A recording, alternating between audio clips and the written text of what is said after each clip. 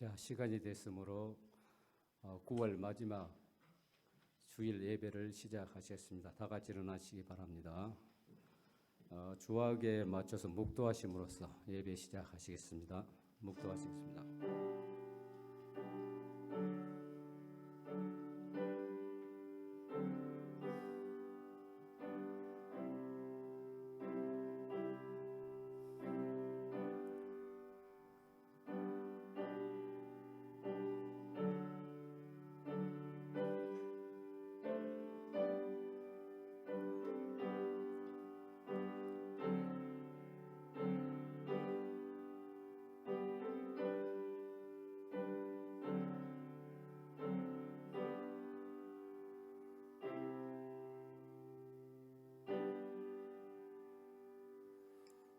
하나님은 영이시니 예배하는 자가 영과 진리로 예배할지니라. 아멘. 아버지 하나님, 주님의 은혜를 감사드립니다. 지난 한 주간 동안도 저희들을 살펴주시고 주 안에서 승리하게 하시고 오늘 이렇게 귀한 성일 모든 일을 전폐하고 주님의 전에 나와서 주 앞에 아버지 하나님 예배 드릴 수 있는 은혜 주셔서 감사를 드립니다. 몸과 마음과 뜻을 정결하게 하시고 주의 보혈로 씻어 정결케 하셔서 저희들이 드리는 이 예배를 흠양하시고 축복하시고 은혜 가운데 역사해 주시옵소서. 오늘도 함께 하실 우리 주님께 감사를 드립니다. 예수님의 귀하신 이름으로 간절히 기도드리옵나이다. 아멘. 자, 찬송 37장 주 예수 이름 높여 다 같이 찬양하시겠습니다.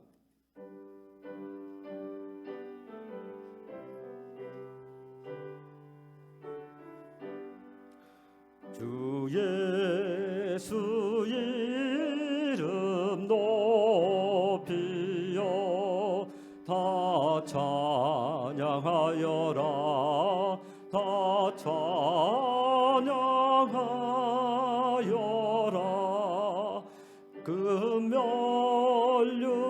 면류관을 들여서 만유의 주를 찬양하세 찬양 찬양 찬양 만유의 주 찬양 주 예수 당한 고난을 못 잊을 죄이나 못 잊을 죄이나 내 귀한 법에 바쳐서 만유의 주를 찬양하세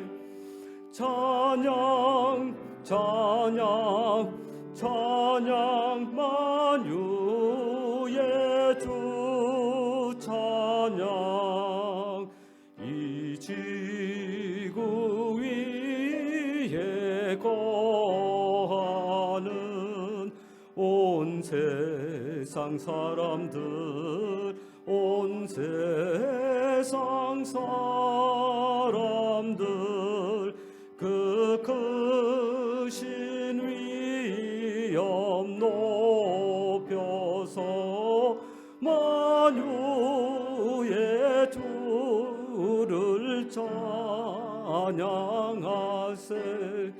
찬양 찬양 찬양 만유의 주 찬양 주 믿는 성도 다 함께 주 앞에 엎드려 주 앞에 엎드려 먹으신 이를 굴러서 만유의 주를 찬양하세 찬양 찬양 찬양 만유의 주 찬양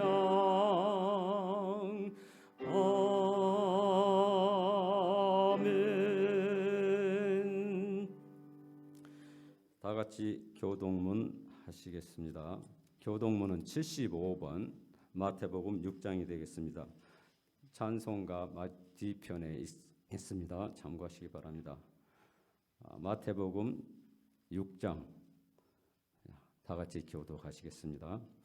그러므로 내가 너희에게 이르노니 목숨을 위하여 무엇을 먹을까 무엇을 마실까 몸을 위하여 무엇을 입을까 염려하지 말라.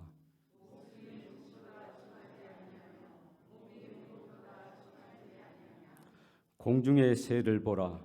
심지도 않고 거두지도 않고 창고에 모아 들이지도 아니하되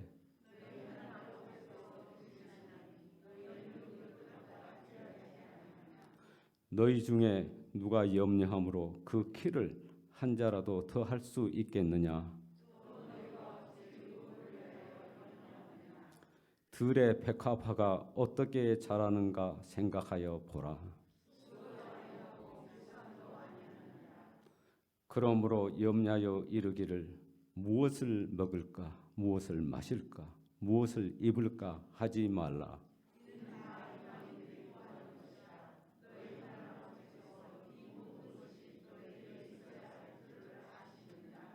그런즉 너희는 먼저 그의 나라와 그의 의를 구하라. 아멘. 자리에 앉아 주시기 바랍니다. 강원택 집사님 나오셔서 저희를 위해서 대표 기도해 주시겠습니다. 다 같이 기도드리겠습니다.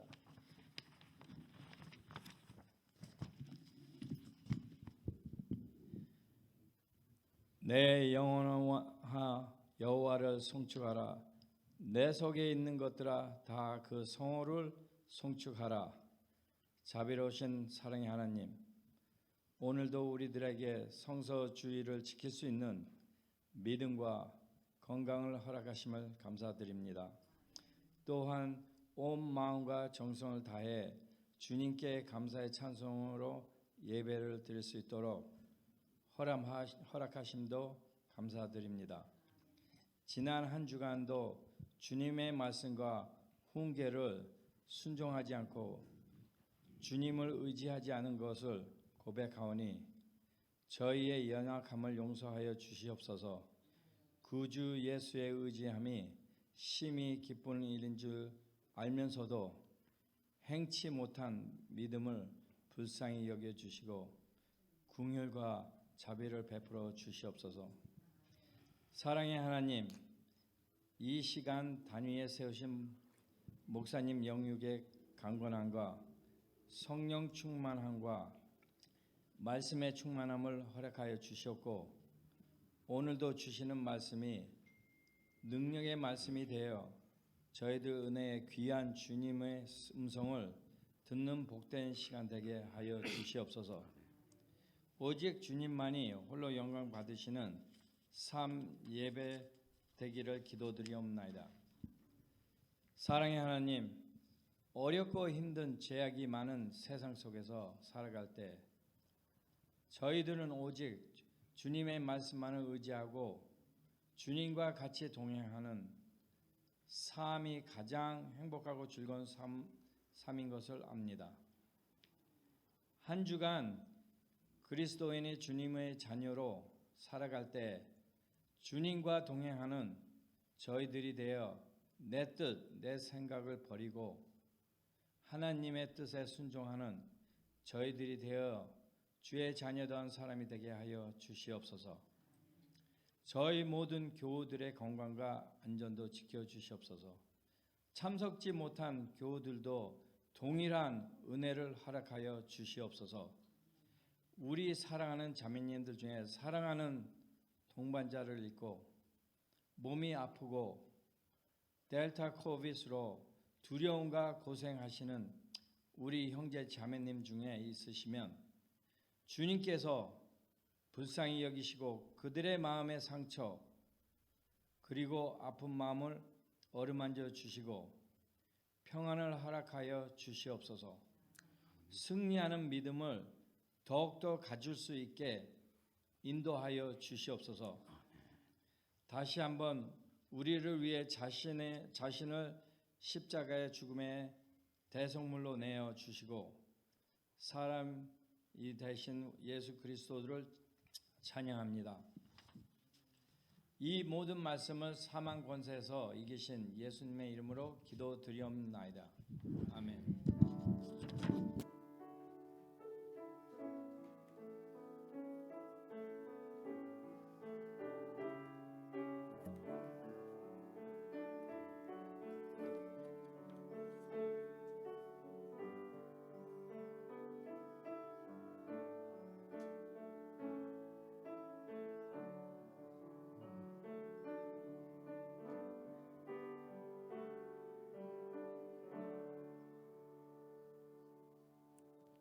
아멘.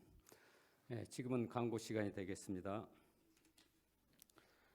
주보 마지막 편을 이용하시면 되겠습니다. 오늘도 주의 전에 나오신 여러분들을 주의 이름으로 환영하고 주님의 이름으로 축복합니다. 오늘 설교해 줄 박민우 목사님을 소개해 드리겠습니다. 목사님 잠깐 일어나 주시기 바랍니다. 예. 네, 박 목사님은 오래전에 한 9년 전에 10년 전에 저희 교회에서 유수 사역을 오래 하셨습니다. 지금은 서든에서 PhD 마지막 박사학위 논문을 하고 계십니다. 잘 감당하도록 성도 여러분께서 기도해 주시면 고맙겠습니다.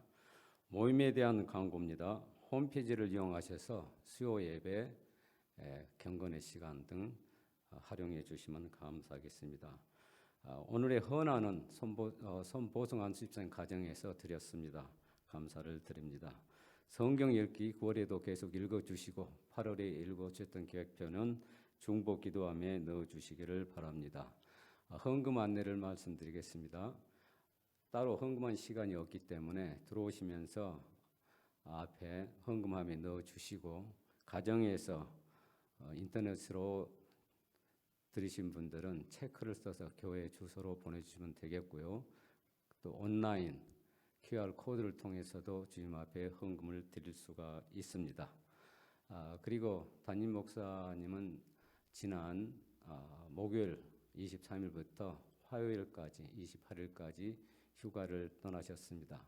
휴가 도중에 주님의 은혜와 사랑으로 재충전받고 건강하게 돌아오실 수 있도록 기도 부탁을 드리겠습니다.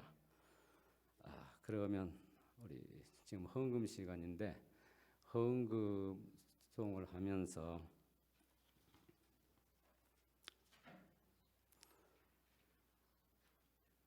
헌금 기도는 우리 박민우 목사님이 나오셔서 헌금 기도해 주시고 계속 폐 기도까지 인도해 주시겠습니다. 예. 헌금송 320장입니다.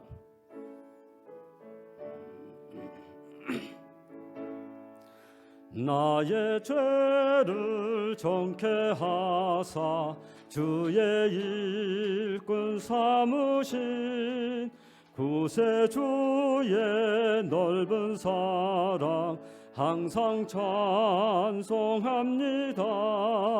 나를 일꾼 삼으신 주 크신 능력 주시고 언제든지 주 뜻대로 사용하여 주소서.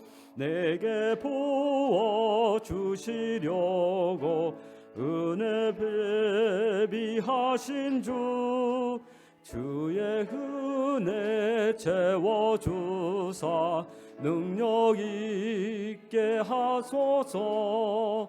나를 일꾼 삼으신 주 크신 능력 주시고 언제든지 주 뜻대로 사용하여 주소서. 죄의 짐을 풀어주신 주의 능력 크도다. 나를 비로사신 예수 내 맘속에 오소서.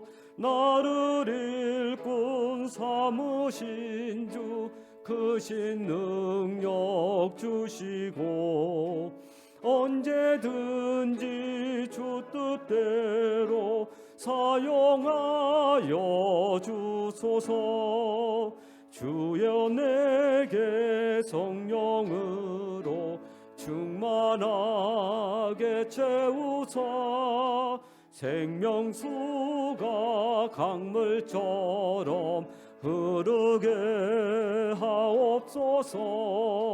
나를 일꾼 삼으신 주 크신 능력 주시고 언제든지 주 뜻대로 사용하여 주소서.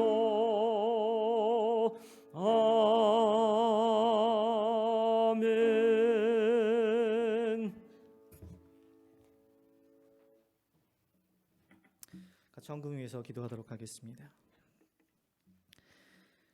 만군의 여호와가 이르노라. 너희의 온전한 11조를 창고에 들여 내 집에 양식이 있게 하고 그곳으로 나를 시험하여 하늘 문을 열고 붙지 아니하나 보라고 말씀하신 하나님. 하나님, 이 시간 우리의 적은 예물이지만 하나님 앞에 우리의 정성을 담아 드립니다. 아벨이 자기와 자기의 자신과 자신의 예물을 함께 드렸을 때에 하나님께서 그 예물을 받으셨던 것처럼 이 시간 우리의 예물과 함께 우리의 마음과 또 우리의 삶도 주님 앞에 같이 드리오니 주님께서 이 예물을 기뻐 받아 주옵소서. 소년이 보리떡 5개와 물고기 2마리를 드렸을 때 그 가져왔던 예물에 예수님께서 축복하셨을 때에 그곳에 모인 모든 자들이 함께 먹고 누렸던 것처럼 이 시간 우리의 작은 예물이지만 주님 앞에 드렸을 때 주님께서 축복하여 주시고 이 예물이 영의 목마른 자들이, 영의 양식에 굶주린 자들이 먹고 마시며 누리고 그로 인하여서 살게 되고 그로 인하여서 변하게 되어 주의 나라 백성 되는, 주의 참된 제자 삼는 그 일에, 그 귀하고 복된 일에 사용하여 주옵소서. 하나님, 이 시간 주의 말씀을 듣습니다. 시편 말씀에 주의 말씀을 열면 빛이 비추어 우둔한 사람을 깨닫게 하신다고 하셨으니 이 시간 주의 말씀을 열 때에 성령 하나님께서 빛을 비춰주셔서 우둔한 우리들로 하여금 진리의 말씀을 깨달아 알게 하여 주옵소서. 이 시간 이곳에 와서 주의 전에 와서 마당만 밟고 가는 것이 아니라 주의 친밀함 가운데 주의 임재 안에 거하여 주의 한량없는 사랑을 마음껏 느끼고 맛보아 알 수 있는 복된 시간 될 수 있도록 주여 함께하여 주옵소서. 이 시간을 온전히 주님께 드리오며 감사드리며 예수님의 이름으로 기도드리옵나이다. 아멘. 오늘 함께 나눌 말씀은 누가복음 19장 1절에서 10절까지의 말씀 함께 나누도록 하겠습니다.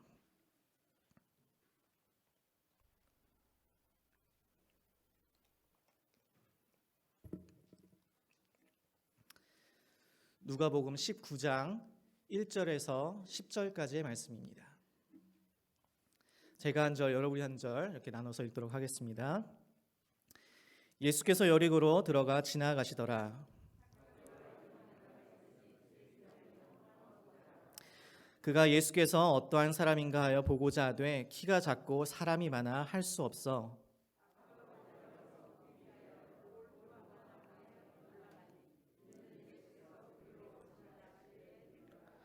예수께서 그곳에 이르사 쳐다보시고 이르시되 삭개오야 속히 내려오라. 내가 오늘 내 집에 유하여야 하겠다 하시니 뭇사람이 보고 수군거려 이르되 저가 죄인의 집에 유하여 들어갔도다 하더라.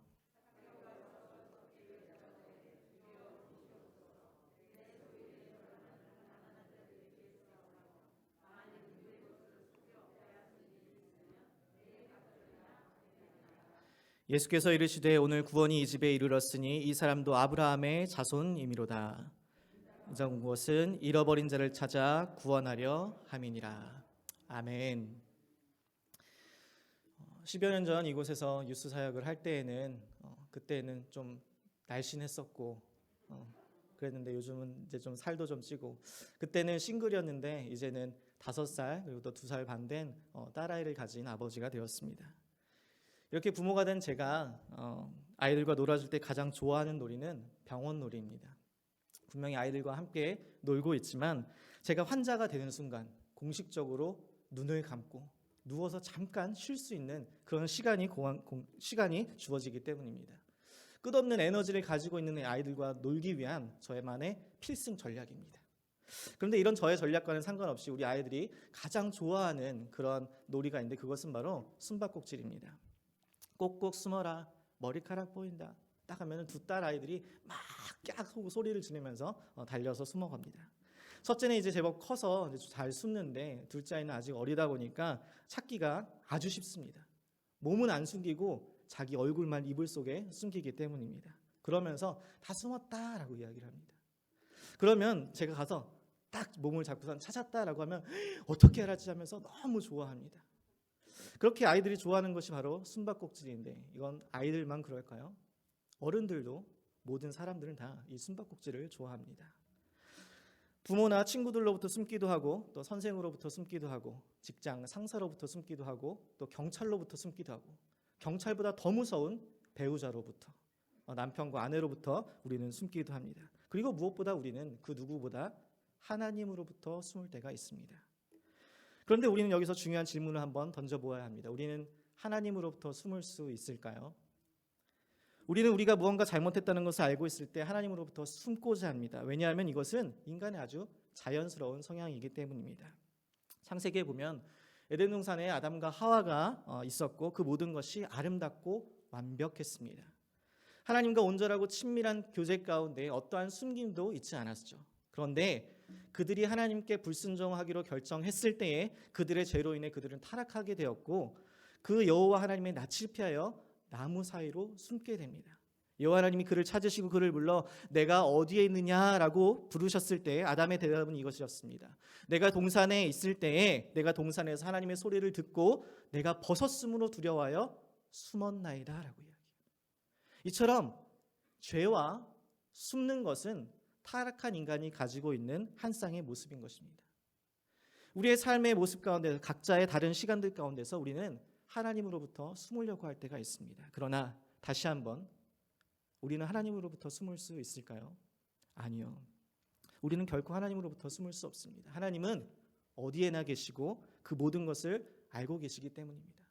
그래서 우리는 반드시 이 하나님으로부터 숨바꼭질을 멈추고 이 숨바꼭질의 근본 원인인 죄의 문제를 다루어야 하는 것입니다. 그러면 어떻게 해야 할까요? 그 대답은 바로 오늘 본문의 말씀인 누가복음 19장에서 찾아볼 수 있습니다. 이 말씀은 누가복음의 핵심의 메시지이고 예수 그리스도의 삶과 죽음, 부활의 이유이며 예수 그리스도의 전체에 이 땅에 오신 그 이유와 또 목적이 담겨져 있는 메시지입니다. 저는 오늘 본문의 말씀을 통하여서 이곳에 모인 성도님들이 예수 그리스도를 더욱더 깊이 알게 되시고 더 깊이 사랑하게 되시기를 주님의 이름으로 간절히 축복합니다. 오늘 본문의 말씀은 이렇게 시작합니다. 1절 말씀 함께 보시죠. 예수께서 여리고로 들어가 지나가시더라. 오늘 이야기를 조금 더 큰 그림에서 보자면 예수님께서는 지금 이 예루살렘으로 가시는 중에 이 여리고를 들리신 것입니다. 이 이야기는 바로 예수님이 죽으러 가시는 그 삶의 마지막 순간 가운데 그 여정 가운데 일어난 일이에요. 여러분 그가 예루살렘으로 가고 계실 때 이 지나갔는데 왜 예루살렘으로 가고 계셨죠? 죽으러. 십자가의 사명을 감당하기 위해서였어요. 그러니까 하나님의 목적을 이루시기 위해 예루살렘으로 가던 중에 일어난 이야기. 이 이야기는 그냥 지나가는 단지 한순간의 해프닝이 아니라 이 사건을 통하여서 하나님께서 이 땅에 오신 예수 그리스도로 오신 그 이유와 목적을 보여주시기 위한 아주 중요한 사건이라는 것입니다. 이러한 배경 지식을 가지고 다시 본문에 들어가 보겠습니다. 이 여리고는 아주 아름다운 도시였어요. 넓은 길이 있고 아주 장식이 예쁘게 잘 되어 있고 자연경관이 아주 아름다운 그런 도시였습니다. 특별히 예루살렘이라는 도시는 겨울 내내 아주 싸늘한데 이 세상에서 가장 낮은 곳에 있던 이 사해와 접해져 있는 여리고는 아주 따뜻했습니다. 그래서 당시 헤롯 대왕도 겨울 이 궁전을 이곳 여리고에 지었고 6개월 정도는 거기서 통치를 했습니다. 1년에. 그러니까 지금도 유대인들은 겨울에 이 사해와 여리고 지역으로 여행을 간다는 거예요. 따뜻한 곳으로. 이처럼 아름다운 도시가 여리고였기 때문에 당시 절세 미인이었던 클레오파트라가 자신이 사랑하던 로마의 안토니우스에게 이야기를 해서 그녀가 여리고를 소유하기도 했습니다. 안토니우스 사랑해요. 그러니까 안토니우스가 나도 당신을 사랑하오. 그러면서 여리고를 주겠소. 딱 이렇게 한 거예요. 그러니까 여러분들 남편들에게 이야기하세요.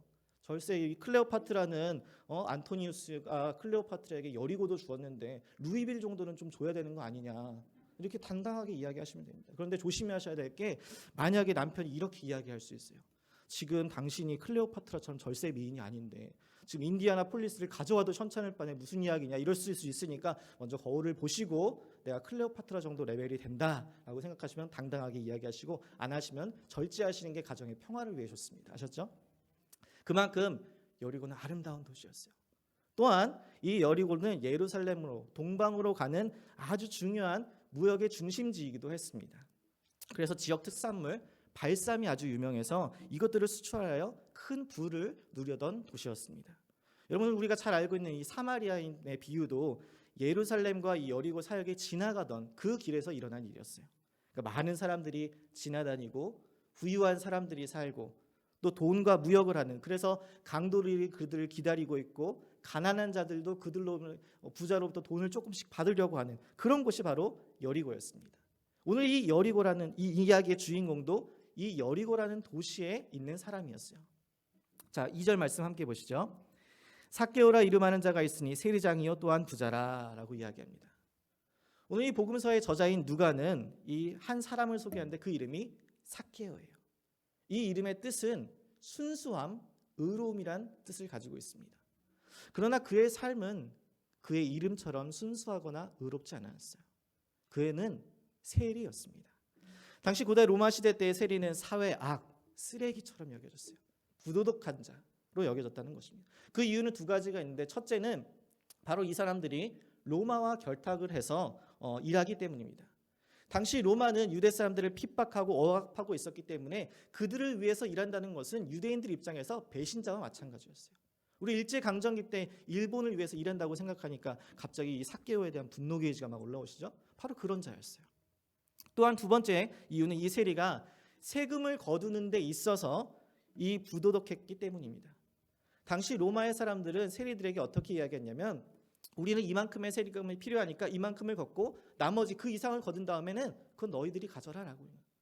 그러니까 전적으로 세금을 걷는 것은 전적으로 세리의 몫이었어요.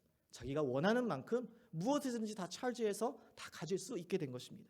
그러니까 자신의 동족으로부터 과도한 세금을 걷고 자신의 배를 채우고 자신의 동족의 피를 빨아먹는 이런 로마인들과 결탁을 해서 일을 하고 있던 자가 세리였는데 그 중에 세리의 장, 치프 텍스 컬렉터가 바로 삭개오였다는 사실이에요.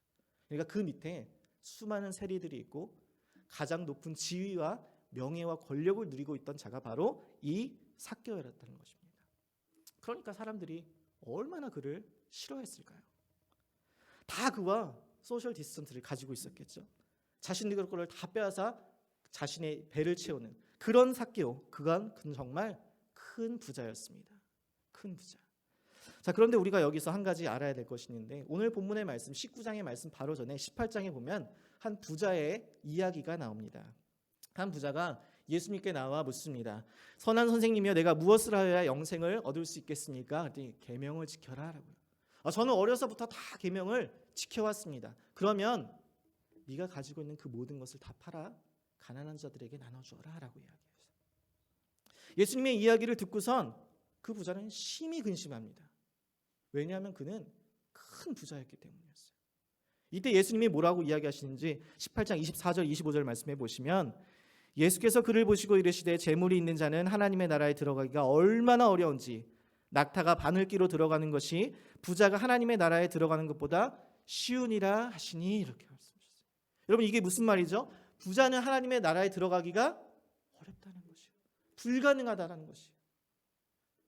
왜냐하면 부자에게는 그가 소유한 것이 그가 가지고 있는 것이 포기할 수 없는 것이었기 때문에 그에게 가장 중요한 것은 그가 소유한 돈이었기 때문에. 그래서 이 부자는 가장 자연스러운 내추럴 데스티네이션은 뭐냐면 hell, 지옥이에요.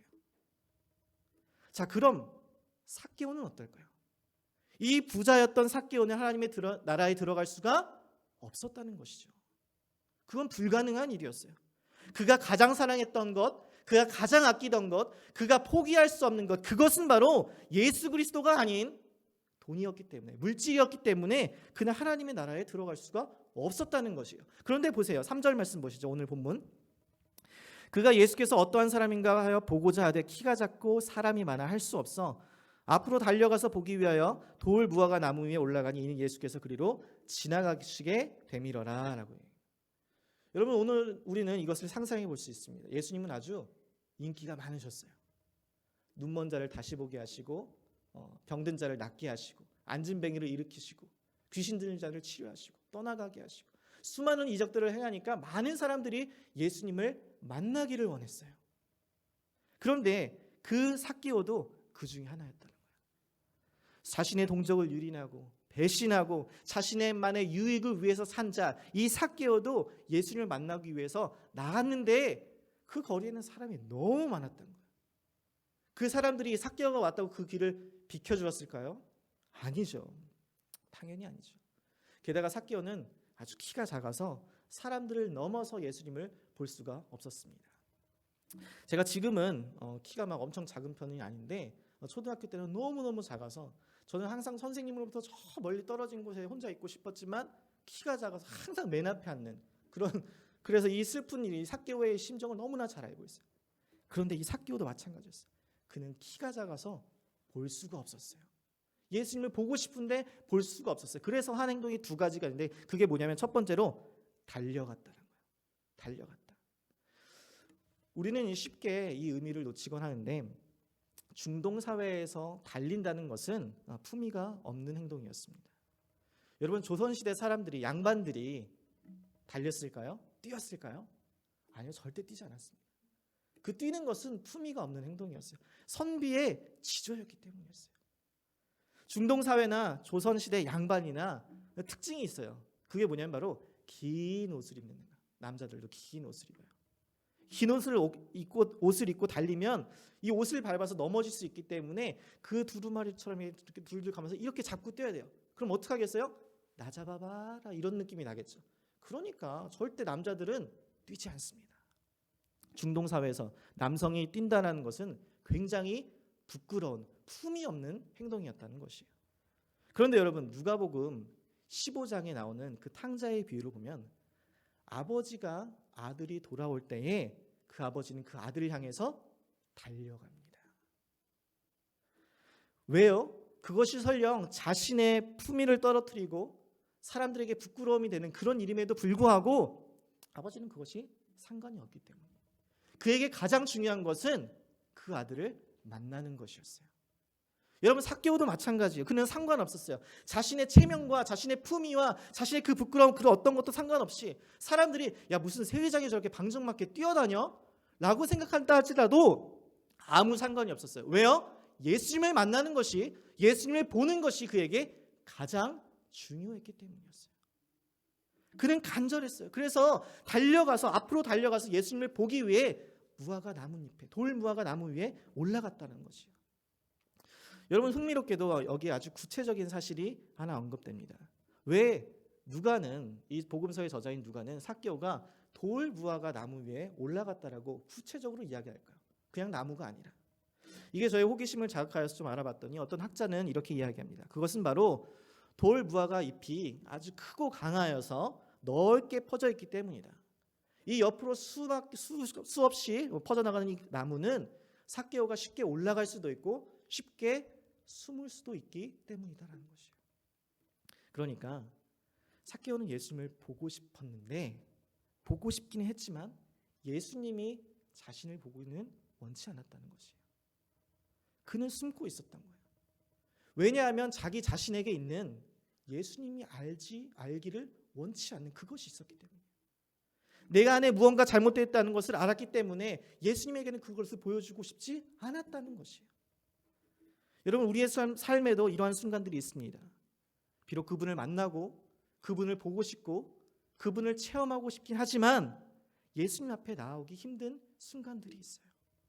왜냐하면 그분께는 보여주고 싶지 않은 내 안에 부끄러운 죄가 우리 안에 있기 때문이라는 것입니다. 우리는 우리의 죄를 알고 있어요. 그래서 그 죄가 우리를 예수님으로부터 숨기게 합니다. 자, 그러면 우리가 죄로 인해 예수님으로부터 숨을 때 우리는 어떻게 해야 할까요? 5절 말씀 함께 보시죠. 예수께서 그곳에 이르사 쳐다보시고 이르시되 삭개오야 속히 내려오라. 내가 오늘 내 집에 유하여야 하겠다 하시니 이랬습니다.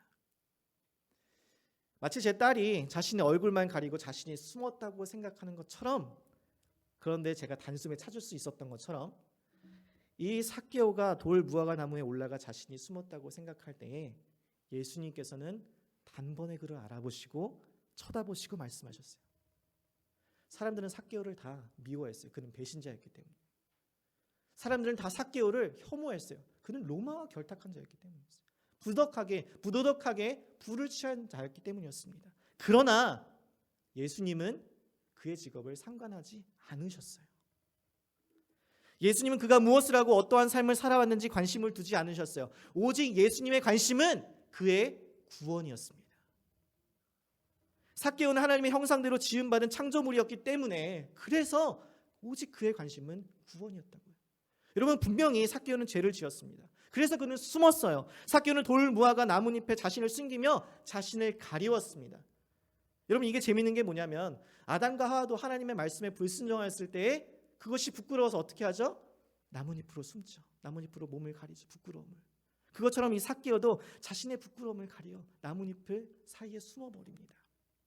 그런데 아담과 하와가 자신의 부끄러움으로 숨으려고 했을 때에 하나님께서 그들을 찾으셨던 것처럼 이 삭개오가 돌 무화과 나뭇잎 사이에 숨어서 있을 때에 예수님께서는 그를 찾으셨어요. 여러분, 이것이 바로 예수님께서 하시는 일이에요. 우리를 찾으시는 것, 죄인을 찾으시는 것. 존 오트버그라는 한 장로교 목사님이 쓴 책 중에 자신의 여동생 바비라는 이 여동생이 어려서부터 가장 아끼던 이 애착 인형 펜디라는 인형에 대해서 쓴 글이 있습니다. 제가 한번 읽어드릴게요. 바비는 펜디를 너무 사랑했다. 바비가 잠자리에 들 때면 펜디는 그 옆에 눕혔다. 바비가 밥을 먹을 때면 펜디는 식탁 옆에 앉았다. 바비가 목욕을 할 때면 펜디도 함께 목욕을 했다. 내가 봤을 때 펜디는 그렇게 특별한 매력적인 인형이 아니었다. 사실 그냥 엉망진창이었다. 그냥 작은 헝겊 인형이었다라고 이야기합니다. 동서고금을 막론하고 남자는 이렇게 오빠들은 다 이렇게 감정이 없습니다. 그렇게 귀하게 동생이 여기는 인형, 헝겊 인형, 엉망진창 인형이라고 이야기합니다. 하지만 어쨌든 아무도 이해할 수 없고 알 수 없는 이유로 이 바디는 자신의 여동생은 펜디를 사랑했다라고 이야기해요. 예쁘고 좋은 다른 어떤 인형들이 있어도 불구하고 내 여동생 바비는 여전히 그 작은 헝겊 인형을 깊이 사랑했다. 펜디는 그냥 가족이었다. 한 번은 우리가 일리노이주 락포드에 있는 우리 집에서 캐나다까지 휴가를 간 적이 있었다.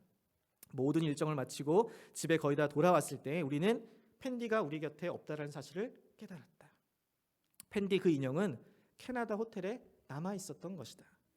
선택의 여지가 없었다. 내 아버지는 그 즉시 차를 돌려 일리노이에서 캐나다까지 다시 갔다. 우리는 이 호텔로 달려가 로비에 있는 데스크 직원에게 물었다. 펜디가 없었다. 우리는 우리가 묵었던 호텔 그 방까지 샅샅이 찾아보았다. 펜디가 없었다. 마지막으로 아래층으로 내려가 세탁실을 찾았다. 펜디는 그곳에 우리가 묵었던 그 침대 시트에 씻겨진 채로 곧 죽을 것 같은 모습으로 그곳에 있었다. 그곳에서 내 여동생이 가장 사랑하는 인형을 찾았다. 아무 보잘것없고 아무 가치 없는 것 같아 보이지만 그 인형을 구하기 위해서, 찾기 위하여서 국경을 넘어서 먼 나라까지 달려가 찾은 것, 그것이 바로 내 여동생이 그 인형을 향한 사랑의 척도였다. 그러면서 이 목사님이 하신 이야기가 바로 예수님의 이야기라는 것이에요. 이와 같이 예수님은 삭개오를 구원하시기 위해 하늘과 땅의 경계를 넘어 이 땅에 내려오셨다는 것이에요. 그리고 예수님께서는 저와 여러분을 위하여서 그 하늘에서 이 땅에 내려와 우리를 찾으셨다는 사실입니다.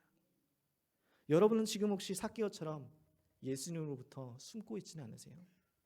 도덕적으로 또 영적으로 감정적으로 예수님으로부터 숨고 있지는 않으세요? 그렇다면 여러분 기억하십시오. 예수님은 여러분을 사랑하십니다. 끝까지 여러분을 쫓아가실 것이에요. 끝까지 여러분을 찾으실 것이에요. 그리고 여러분에게 말씀하실 것입니다. 나에게 오라. 내가 오늘 너의 집에 유하여야 하겠다. 여러분, 이것이 바로 숨고 있던 삭개오를 찾은 예수 그리스도께서 하신 말씀이에요. 속히 내려오라. 내가 오늘 너의 집에 거하여야 하겠다. 여러분, 삭개오가 예수님을 간절히 만나고자 했을 때에 예수님은 삭개오에게 찾아오셨어요. 그것이 바로 예수님의 사랑이었습니다. 예수님께서는 그의 필요를 아시고 그에게 찾아오셨어요. 이 사랑은 그 누구도 예상하지 못한 이해할 수 없는 사랑이었습니다. 이 유명한 사람이 그의 집에, 저 배신자, 이 자신의 동족을 유리한 자, 자신밖에 몰랐던 그 이기적인 그 세리장의 집에 가겠다고 그 어떠한 사람들도 생각하지 못했던 것이었어요. 사람들은 아마 예수님이 이렇게 이야기했을 거라고 생각했겠죠. 삭개오야, 너는 너의 동족들을 핍박하는 로마와 결탁해서 너의 동족들을 피를 빨아먹고 너의 나라와 너의 하나님을 배신하였으니까 이제는 너는 당장 이 사람들의 이들의 분노는 마땅한 거니까 이제는 회개하고 돌이켜서 율법을 지켜라. 그러면 내가 그렇게 행동하면, 그럼 완벽하게 지키면, 그럼 내가 다음에 한번 올게. 그런데 이런 세상 사람들의 생각과 예상과는 달리 예수님께서는 삭개오야, 속히 내려와라. 오늘 내가 너의 집에 거하여야겠다라고 말씀하시는 거예요. 예수님의 이 행동은 아무도 생각하지 못했고 아무도 이해할 수 없는 행동이었습니다. 그리고 한 가지 더, 예수님의 이 행동은 아주 값비싼 대가를 치러야 하는 행동이었습니다. 19장 6절 말씀 보시죠. 급히 내려와 즐거워하며 영접하거늘. 상상해 보십시오. 이 삭개오에게는 아무런 친구도 없었어요. 초대할 친구도 불러주는 친구도 없었어요. 아무도 그의 이름을 불러주지 않았어요. 대화할 사람도 없었어요. 그는 항상 혼자였어요. 그 누구도 그를 맞아주지 않았지만 예수님께서는 그의 이름을 불러주셨어요. 삭개오야, 속히 내려와라. 그러니까 삭개오가 너무 기뻤던 거예요. 나의 이름을 불러주시다니.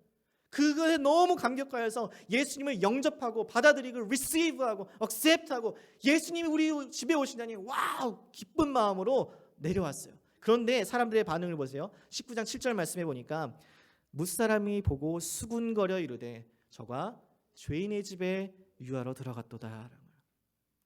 사람들에게는 이게 이해할 수 없는 일이었어요. 말도 안 되는 일. 어떻게 죄인의 집에 들어가 함께 식사를 하냐는 거예요. 그때 당시 유대인들은 죄인과 함께 식사를 한다는 것은 그 더러움을 자기에게도 갖는다는 의미를 뜻하는 것이었기 때문에 이것은 상상할 수 없는 일이었어요. 처음에는 사람들은 예수님을 환영했습니다. 칭송했어요.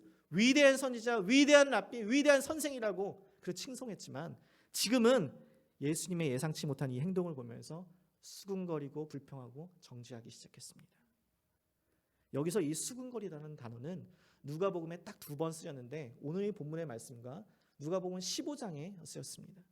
누가복음 15장에 보면 잃어버린 양, 잃어버린 동전, 그리고 잃어버린 아들, 우리가 잘 아는 탕자의 비유가 나오는데 이 말씀을 하시기 전에 어떤 일이 있었냐면 15장 2절 말씀에 바리새인들과 서기관들이 수군거려 이르되 이 사람이 죄인을 영접하고 음식을 같이 먹는다 하더라라고 이야기하죠. 그러니까 예수님이 죄인들과 함께 식사하시는 것을 보고 수군거리는 바리새인들에게 말씀하시는 거예요. 탕자의 비유를 통하여서 이것이 바로 값비싸고 사치스럽고 아주 낭비스러운 아버지의 사랑, 죄인들을 향한 하나님의 사랑이라는 것을 보여주는 것이에요. 그가 나를 죽었다고 생각하고 나에게 유산을 요구하고 그가 아무리 내 재산을 다 탕진하였다 할지라도 그는 내 사랑하는 아들이기 때문에 그가 다시 돌아왔을 때 그의 목을 안고 입을 맞추고 좋은 옷을 입히고 손에 가락지를 끼고 발에 신을 신기고 살진 송아지를 잡아서 잔치를 베푸는 것이에요. 예수님은 바로 이와 같은 아버지가 바로 나라는 것을 보여주는 것이에요. 집을 떠난 아들, 그 잃어버린 아들이 돌아오면 자신의 품위와 자신의 명예와 그 모든 것을 내려놓고 나도 달려가서 그를 안아주겠다는 것이에요. 그 품어주는 그 아버지, 삭개오는 이 탕자의 비유와 사실 탕자와 같은 자였죠. 그런데 예수님은 상관없다는 거예요. 어떠한 비용과 어떠한 대가를 치러서도 상관없다는 거예요. 내 모든 전 재산을 다 털어서라도 내가 반드시 너를 찾겠다. 여러분, 이것이 삭개오를 향한 예수님의 행하신 것이었어요. Unexpected love. 예상하지 못한, 상상할 수 없는 사랑. Costly love. 값비싼 대가를 치러야 하는 그 사랑. 여러분, 이 이해할 수 없는 사랑에 우리는 어떻게 반응해야 할까요? 19장 8절 말씀 보시죠. 삭개오가 서서 주께 여짜오되 주여 보시옵소서, 내 소유의 절반을 가난한 자들에게 주겠사오며 만일 누구의 것을 속여 빼앗은 일이 있으면 내 갑절이나 갚겠나이다. 삭개오는 이제 서서 이야기합니다. 더 이상 돌 무화과 나무 위에 숨어서 멀리서 보고만 있지 않고 예수님 앞에 당당하게 서서 자신의 결정을 이야기하는 거예요. 그게 뭐예요? 가난한 자들에게 자신의 것을 나눠주고 잘못한 것이 있으면 네 배나 갚겠다. 여러분, 아까 전에 누가복음 18장 말씀을 이야기하면서 부자 관리가 예수님 앞에 나아갔을 때 예수님께서 그에게 뭐라고 하셨죠? 소유한 모든 것을 다 팔아라. 가난한 자들에게 나눠주어라. 근데 이 말씀을 듣고서 그 부자가 심히 근심하여 떠났어요. 그가 가진 것을 포기할 수 없었기 때문이죠. 그리고 나서 이 이야기를 듣고 있던 사람들이 예수님께 묻습니다. 예수님은 지금 부자는 하나님 나라에 들어갈 수 없다라고 하셨는데 그러면 도대체 누가 구원을 얻을 수 있겠습니까? 그때 예수님께서 이렇게 대답하십니다. 18장 27절 말씀을 보니까 이르시되, 다 같이 함께 읽을까요? 무릇 사람이 할 수 없는 것을 하나님은 하실 수 있느니라. 아멘이십니까? 부자인 삭개오가 구원을 받는 것은 불가능한 일이었어요. 자신의 물질과 소유, 이 세상을 사랑하는 자에게 구원은, 영생은 불가능한 일이었다고요. 그러나 하나님이신 예수님은 그것을 가능하게 하시는 줄 믿습니다. 삭개오가 예수님을 영접했을 때 그의 값비싸고 이해할 수 없는, 형언할 수 없는 그 사랑을 경험했을 때 삭개오는 회개하고 변화되었어요. 여러분, 사실 삭개오에게 돈은 모든 것이었습니다. 그는 건강한 자아를 가지고 있지 않았고 키가 작았고 사람들에게 매력적이지 않은 사람이었을 거예요. 그러나 그는 수에 밝았어요. 그러니까 이 세상에서 성공하고 인정받을 수 있는 길은 세리가 되는 것이라고 생각했을 것입니다. 사람들이 자신을 어떻게 생각하는지 상관없었어요. 그래서 그 돈이 그의 마음을 사로잡았고 그 죄가 더욱더 깊이 그의 삶에 뿌리박게 된 것이었습니다. 그런데 예수님을 만나고 나서 깨달은 게 뭐냐면 내 삶을 안전하게 지키는 것은 내가 소유한 물질, 돈이 아니라 예수 그리스도라는 걸 깨닫게 된 것이에요. 그는 더 이상 그의 물질이 중요하지 않은 거예요.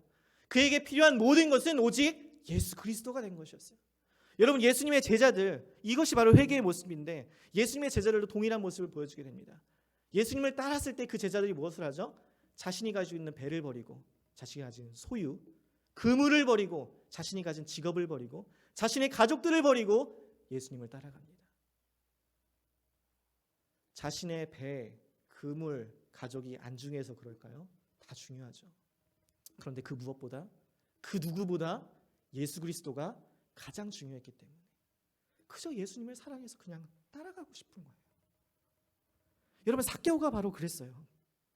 나를 사랑하시는 그 예수 그리스도의 사랑에 눈이 멀어서 내가 그분을 따라가면 너무 행복하고 너무나 기뻐서 나를 불러주시고 나를 찾아주시는 그 예수님의 사랑이 너무나 감격해서 내 자신의 소유의 절반을 나눠주고 가난한 사람들에게 4배나 갚겠다고 결단하고 헌신한 거예요.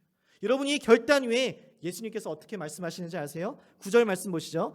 예수께서 이르시되 오늘 구원이 이 집에 이르렀으니 이 사람도 아브라함의 자손이로다. 구원이 이 집에 이르렀다라는 것이에요.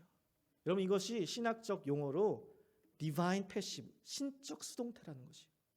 하나님의 은혜의 중보자로서 예수 그리스도께서 그 구원을 가지고 오셨다는 것이에요. 여러분, 구원은 삭개오로부터 온 것이 아닙니다. 구원은 예수 그리스도께로부터 온 것인 줄 믿습니다. 아브라함이 하나님을 믿었을 때 그것이 의롭게 여겨진 것처럼 이 삭개오가 예수님을 믿었을 때 그것이 의롭게 여겨져 아브라함의 자손이 된 것이에요. 이 믿음의 결단과 고백 위에 하나님의 은혜가 임하여 즉시 구원이 이르게 된 것입니다. 여러분, 누가복음 2편에 보면 23장에 보면 예수님께서 십자가에 달려 돌아가실 때 두 행악자와 함께 십자가에 달려 돌아가시게 됩니다. 그때 한 행악자는 네가 정말 예수면은 우리를 구원해라. 너와 우리를 구원하라라고 이야기해요. 그런데 또 다른 행악자는 뭐라고 이야기하냐면 예수여 당신의 나라가 임하실 때 나를 기억하소서라고 이야기합니다. 첫 번째 예수여라고 이야기해요. 자신과 함께 죽어가는 그 상황에서 이 사람을 죽어가는 이 사람을 보고 하나님의 아들 예수 그리스도 우리를 구원할 메시아라는 사실을 알고 있었다는 것이에요. 두 번째 당신의 나라가 임하실 때 하나님의 나라가 다시 임할 죽어가는 이 사람이 다시 부활하여 하나님의 나라를 올 때 그때 그러니까 즉 부활을 믿고 있었다는 것이에요. 여러분 예수님의 제자들이 예수님이 수없이 이야기했는데도 부활을 믿었나요? 그들은 다 예수님이 부활하신 후에야 그렇게 믿었던 자들이었어요. 그런데 이 행악자는 마땅히 죽어야 될 이 행악자는 예수님이 죽기 이전에 이미 예수님이 부활할 것을 믿었던 유일한 한 사람이었어요. 그 믿음의 고백과 결단 위에 예수님께서 그에게 뭐라고 이야기하시냐면 오늘 네가 나와 함께 낙원에 있으리라라고 이야기해요. 여러분 이것이 바로 구원의 즉각성이에요. 내일 모레가 아니라 한 달 뒤가 아니라 네가 어떻게 사는지 내가 잘 지켜보겠다. 그래서 잘 살면 네가 율법을 잘 지키면 그때 내가 구원하겠다. 이것이 아니라 이미 우리의 죄를 다 지면서도 우리가 결단하고 헌신함에도 불구하고 앞으로도 동일한 죄를 계속 반복적으로 지을 것을 알고 계심에도 불구하고 우리의 연약함과 우리의 죄됨을 다 알고 계심에도 불구하고 그럼에도 불구하고 오늘 즉시 우리로 구원의 여정을 시작하게 하시고 거룩하게 하시고 완성하게 하시는 분이 바로 예수 그리스도인 줄 믿습니다. 여러분 이렇게 삭개오에게 구원이 임하게 된 것이에요. 여러분 삭개오의 이름의 뜻이 무엇이었죠? 의로움, 순수함이었습니다. 그러나 그의 삶은 그렇게 의롭고 순수하지 않았어요. 그러나 예수님을 만났을 때 그 잃어버린 이름의 의미, 의로움을 다시 되찾게 되었고 그의 삶이 회복되었고 그의 삶은 구원을 얻게 된 줄 믿습니다. 이것이 바로 예수 그리스도의 삶과 사역, 그 하늘에서 이 땅에 내려오신 목적이었어요. 10절 말씀 보시죠. 인자가 온 것은 잃어버린 자를 찾아 구원하려 함이니라. 아멘이십니까? 저는 이 말씀을 준비하면서 얼마나 많이 울었는지 몰라요. 비난과 정죄를 받아 마땅한 자, 이 삭개오에게 부어주시는 예수님의 사랑, 이해할 수 없고 상상할 수 없고 값비싼 대가를 치러야 하는 이 사랑을 생각해 볼 때 눈물이 멈추질 않는 거예요. 왜냐하면 이 사랑이 바로 나를 향한 사랑이었기 때문에. 나는 예수님을 만나기에는 너무 부적합한 자입니다. 내가 예수님을 모시기에는 내 마음은 너무나 더럽습니다. 내가 예수님을 초대하기에는 내 죄가 너무나 역겹습니다. 그런데 예수님께서 나에게 찾아오셔서 하시는 말씀은 너는 그 숨은 죄에서 내려오라. 너의 그 부끄러운 삶에서 내려오라. 너의 그 무거운 짐에서 내려오라라는 거예요. 내가 너의 집에 거하겠다라고 말씀하십니다. 여러분 이 예수님은 내가 너의 집에 거할 거야, 거하고 싶어라고 이야기하지 않으셨어요. I must stay at your home today. I must. 내가 반드시 너의 집에 거할 거야 라는 거죠. 예수님은 여리고에 그냥 지나가신 것이 아니라 그냥 휴양지에 잠시 놀러 가는 것이 아니라 그는 잃어버린 자 삭개오를 찾아 구원하시기 위해 그의 삶의 목적을 성취하시기 위해 이곳을 지나가신 것이었어요. 예수님은 삭개오에게 그 나무에서 내려와 내가 너를 만나겠다라고 하셨지만 예수님은 정작 하늘에서 내려와 그를 만나주셨어요. 예수님은 삭개오에게 너는 그 나무에서 내려와 내가 너를 살게 하겠다 하셨지만 정작 예수님은 그 십자가 나무 위로 올라가셔서 내가 너로 죽겠다 하셨다는 거예요. 하늘의 모든 영광 보좌를 버리고 이 땅에 내려오신 예수 그리스도, 그는 근본 하나님의 본체시나 하나님과 동등됨을 취할 것을 여기지 아니하시고 자기를 비워 종의 형체를 가지사 우리 인간과 같이 되신, 죄인과 같이 되신 그 예수 그리스도, 죄인이 받아야 할 마땅한 형벌, 가장 잔혹한 형벌인 그 십자가에 달려 죽으신 예수, 여러분, 그 십자가의 죽으심은 바로 저와 여러분을 향한 예수 그리스도의 사랑인 줄 믿습니다. 여러분, 이 사랑을 어찌 이해할 수 있을까요? 이 더럽고 추한 자, 벌레만도 못한 우리와 같은 우리를 구원하시기 위해 자신의 목숨까지도 내어주는 이 사랑. 여러분, 우리는 가치보다 훨씬 더 많은 것들을 지불할 때 우리는 그것을 사치라고, 낭비라고 이야기합니다. 그러나 우리의 삶을 돌아볼 때, 아무 가치 없고 보잘것없는 우리의 삶을 돌아볼 때 우리를 위해서 자신의 목숨까지 내어주시는 그 하나님의 사랑이 정말 낭비 아닌가요? 정말 사치스러운 사랑 아닌가요? 여러분, 이 사랑이 바로 하나님의 아들 예수 그리스도의 사랑이에요. 내 모든 것을 다 버리서라도, 내 모든 것을 다 포기하서라도, 하늘의 모든 영광 보좌를 버리고라도, 만유의 주 되시오 만왕의 왕 되신 그 예수 그리스도 그 보좌를 버리고 나서라도 이 땅에 내려와 내가 너를 찾겠다, 내가 너를 사랑한다, 내가 너의 집에 거하여야겠다. 이것이 바로 하나님의 우리를 향하신 사랑이라는 것이죠. 여러분, 이 사랑에 우리가 할 수 있는 유일한 길은, 이 사랑에 감격하여서 이 은혜에 감사하여서 우리가 할 수 있는 유일한 길은 그 예수 그리스도를 나의 삶의 주인이요 구세주로 영접하는 것인 줄 믿습니다. 그때의 그 즉시 여러분의 그 믿음의 결단 위에, 믿음의 고백 위에 구원이 임하여 여러분이 영원한 하나님 나라에 들어갈 수 있게 되는 것이에요. 여러분, 우리의 직분이, 목회자라는 직분이, 집사라는 직분이 우리의 구원을 보장해 주지 않습니다. 신앙생활의 연수가 우리의 구원을 보장해 주지 않아요. 우리의 헌신과 섬긴 물질의 양이 우리의 구원을 보장해 주지 않습니다. 우리의 구원은 예수 그리스도에게 달려 있는 것이에요. 그래서 오늘 이 아침 예수님께서 여러분을 부르고 계십니다. 내가 있는 그 수문지에서 내려오라. 네가 있는 그 부끄러운 삶에서 내려오라. 내가 오늘 너의 마음에 거하여야겠다. 내가 오늘 너의 삶에 거하여야 하겠다. 여러분, 그 부르심 앞에 여러분 어떻게 반응하시겠어요? 잃어버린 자를 찾아 구원하러 오신 그 예수 그리스도를 만나십시오. 그분을 깊이 사랑하십시오. 그분을 깊이 경외하십시오.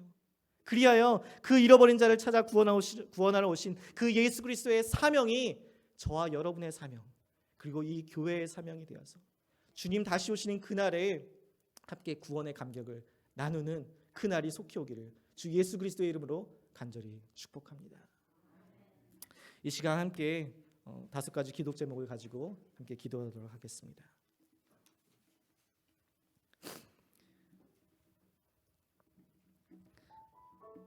첫 번째, 우리를 예수님으로부터 숨게 하는 죄를 깨닫게 하여 주옵소서.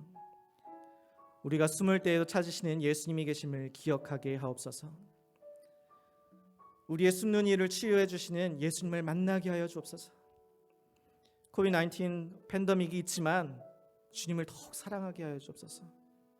성도들이 교회에서 드리는 주일 예배에 참석하게 하여 주옵소서.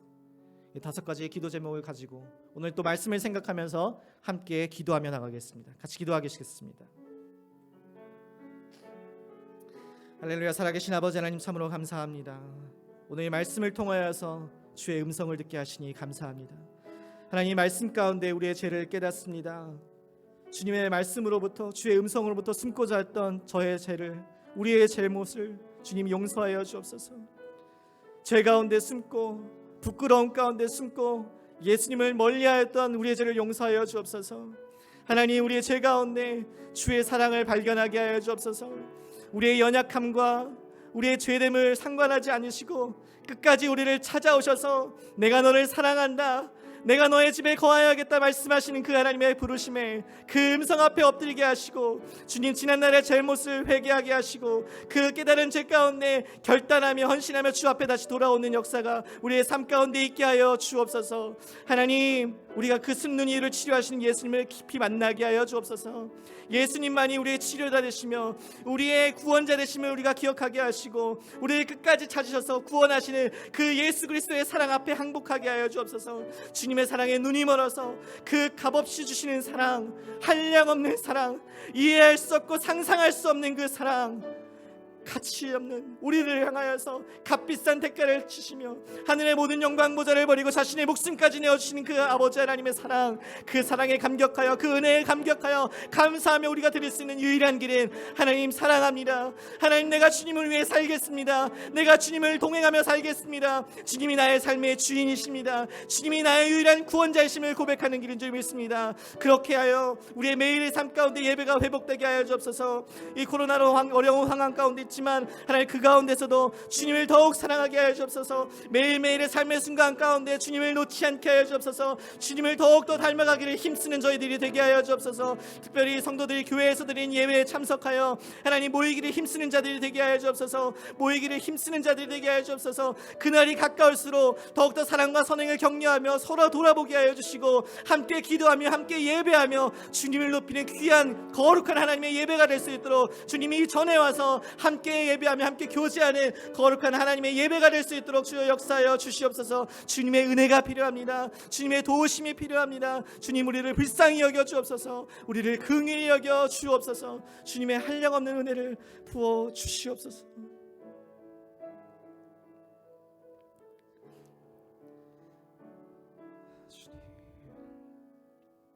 하나님, 참으로 감사합니다. 오늘 주의 말씀을 듣게 하시니 그 은혜에 감사합니다. 주의 말씀 듣는 일을 쉬지 않게 하여 주옵소서.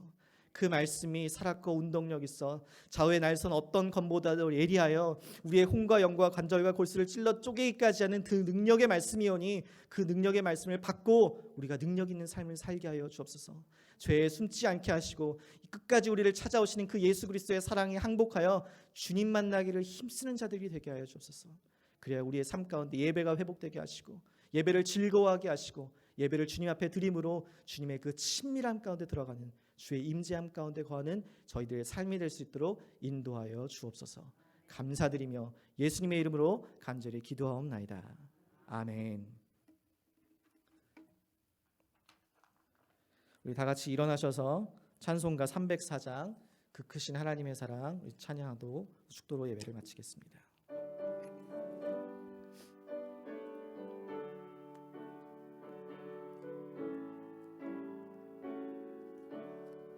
그 크신 하나님의 사랑 말로 다여 용 못하네.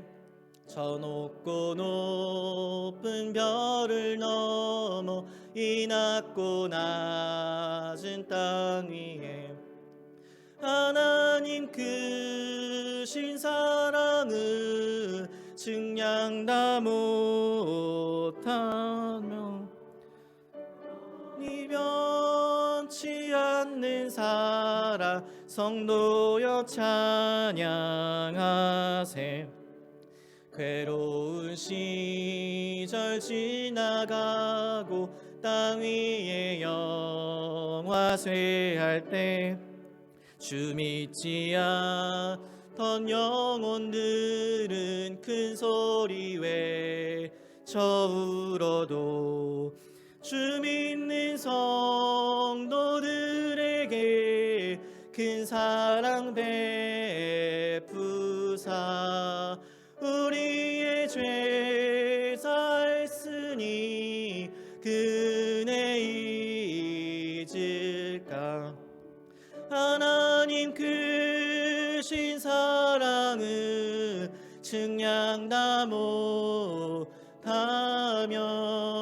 영원히 변치 않는 사랑 성도여 찬양하세. 하늘을 두루마리 삼고 바다를 먹물 삼아도 는 하나님의 사랑 다 기록할 수 없겠네. 하나님의 크신 사랑 그 어찌 닿았을까. 저 하늘 높이 쌓아도 채우지 못하리. 하나님 크신 사랑을 증량 다 못하며 타네 이 변치 않는 사랑 성도여 차 하나님 크신 사랑은 하나님 크신 사랑은 측량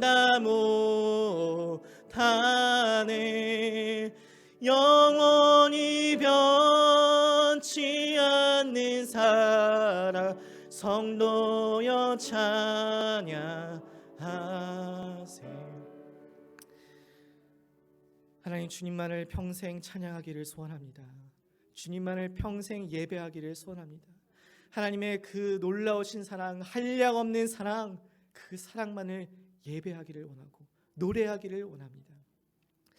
지금은 우리 구주 예수 그리스도의 은혜와 하나님 아버지의 사랑하심과 성령 하나님의 교통하심이 이제는 더 이상 죄 뒤에 숨지 않고 끊임없이 우리를 찾아오시는 예수 그리스도의 사랑에 항복하여 예수 그리스도를 만나기를 원하는 모든 믿음의 자녀들 머리머리 위에와 그 가정과 그 일터 위에 지금부터 영원토록 함께 하시기를 주 예수 그리스도의 이름으로 간절히 축원하옵나이다. 아멘.